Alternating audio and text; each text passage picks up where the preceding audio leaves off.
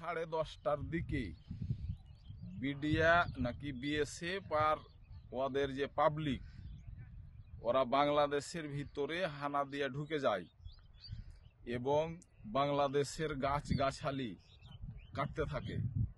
তখন বাংলাদেশের মানুষেরা হাঁসা লাঠি নিয়ে তাদের পিছনে ধাওয়া করে। তারা পিছে হটতে বাধ্য হয়।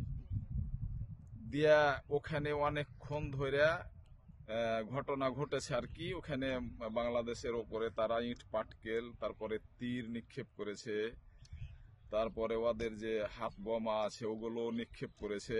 আচ্ছা, ওইখানে যখন আম গাছ কাটে তখন কি আমাদের এই বর্ডারের বিজেপি ছিল না বা বিজেপি তখন ছিল না? প্রথম দফায় বিজেপি ছিল না। গাছ কাটছে তখন কি আমাদের বাংলাদেশের কোন নাগরিক ছিল এখানে? বাংলাদেশের নাগরিকও তেমন বেশি ছিল না।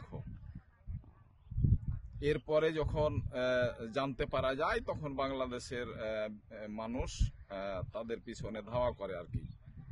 তো তারা পিছে হটতে কি হয়, বাধ্য হয়।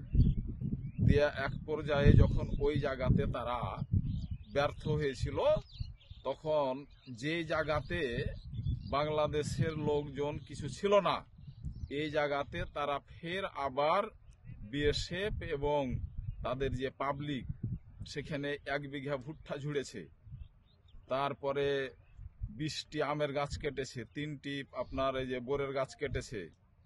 এভাবে বাংলাদেশের ওপর তারা অন্যায় অত্যাচার চালাইতে থাকে। এরপরে যখন বাংলাদেশের মানুষ অনেক দূর দূরান্ত থেকে ছুটে আসে, তখন তারা আবার পিছে হটতে বাধ্য হয়, পরিস্থিতি নিয়ন্ত্রণে আসে। বাংলাদেশের প্রায় একজন বিজেপি সহ প্রায় 7-8 জন আহত হয়েছে।